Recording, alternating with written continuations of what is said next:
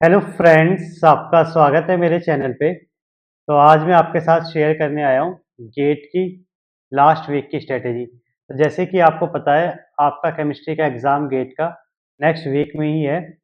तो आपके लिए ज़रूरी हो जाता है कि क्या आपको इस वीक में करना चाहिए, जिससे आपका एग्ज़ाम बहुत अच्छा जाए, या क्या इन लास्ट दिनों में आपके लिए इम्पोर्टेंट हो जाता है करना। तो आज इसी के रिगार्डिंग मैं आपसे कुछ पॉइंट डिस्कस करूँगा, जो आपके गेट के एग्ज़ाम के लिए काम आने वाले हैं। तो चलिए शुरू करते हैं।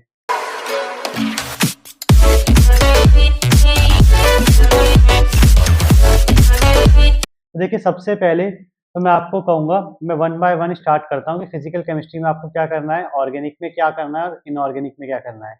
तो देखिए, फिजिकल की मैं बात करूँ, जैसे कि आपको पता है कि गेट में फिजिकल केमिस्ट्री काफ़ी इंपॉर्टेंट हो जाती है।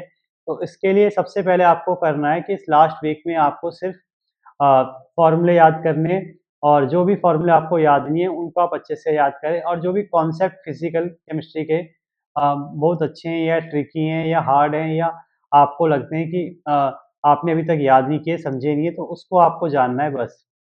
सेकंड, इनऑर्गेनिक केमिस्ट्री में मैं आपको कहूँगा, आप सिर्फ नोट्स तैयार करें, नोट्स को अच्छे से पढ़ें, जो भी नोट्स आपने बनाए उनका ही रिवीजन अच्छे से करें इनऑर्गेनिक केमिस्ट्री में। और अगर वहीं मैं ऑर्गेनिक केमिस्ट्री की बात करूँ, तो देखिए, ऑर्गेनिक केमिस्ट्री में अगर आपने नोट्स अच्छे से पढ़ लिए तो आप नोट्स को ही देखें, और अगर देखना है तो आप इसमें प्रीवियस ईयर क्वेश्चन देख सकते हैं गेट के, जो रिसेंट में 2020 तक आए हैं।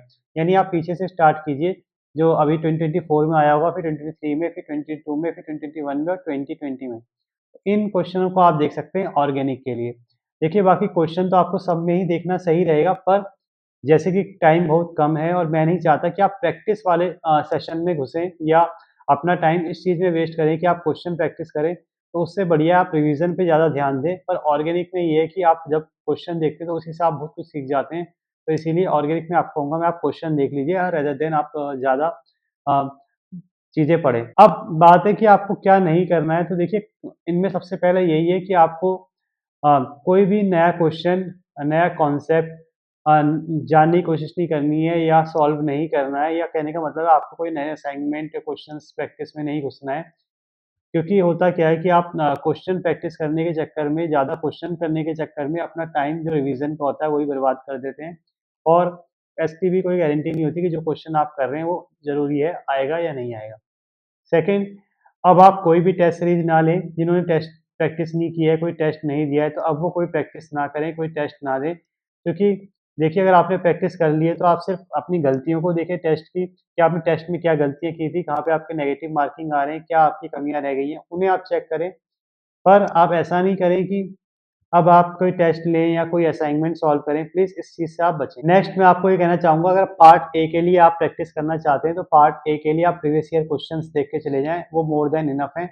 अगर आप प्रीवियस ईयर क्वेश्चंस भी देख के जाएँगे, तो मुझे लगता है आप पार्ट ए में 15 में से 5 टू 10 मार्क्स लाने में सक्षम हो जाएँगे। और लास्ट, अब मैं आपसे ये कहना चाहूँगा, देखिए, मेन इम्पोर्टेंट यही है, इस पूरे वीक में आपको पॉज़िटिव रहना है, और आपको बिल्कुल भी टेंशन नहीं लेनी है, और ज़्यादा से ज़्यादा बस रिवीजन करना है, और आपको ये मान के चलना है जो आपने पढ़ा है वो ही एग्ज़ाम में आएगा, या उससे ही आप एग्ज़ाम निकाल सकते हैं। क्योंकि मैंने देखा है हर बार बच्चे अंडर कॉन्फिडेंट हो जाते हैं एग्ज़ाम से पहले, और उसका नुकसान उन्हें एग्ज़ाम के दिन भी उठाना पड़ता है, और उन्हें बार-बार ये लगता है यार उन्होंने जितना किया है वो इनफ नहीं है, और इस कारणवश उनका एग्ज़ाम भी अच्छा नहीं जा पाता। तो मैं यही कहूँगा, आप पॉज़िटिव रहें और इस चीज़ को मान के चलें, आपने जो भी पढ़ा है वो मोर देन इनफ है, और सभी बच्चे अपने पढ़े हुए नोट्स से ही टॉप करते हैं, या एग्ज़ाम क्वालीफाई करते हैं।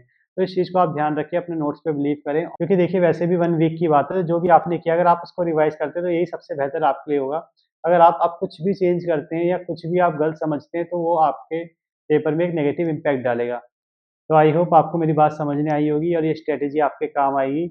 बाकी गेट का एग्ज़ाम कैसे देना है, किन चीज़ों को आपको ध्यान में रखना है, उसके लिए मैं एक सेपरेट वीडियो बना दूँगा कि आप कैसे गेट के एग्ज़ाम को अटेम्प्ट करें। पर फिलहाल के लिए अभी आप इस स्ट्रैटेजी को फ़ॉलो करें। Thank you.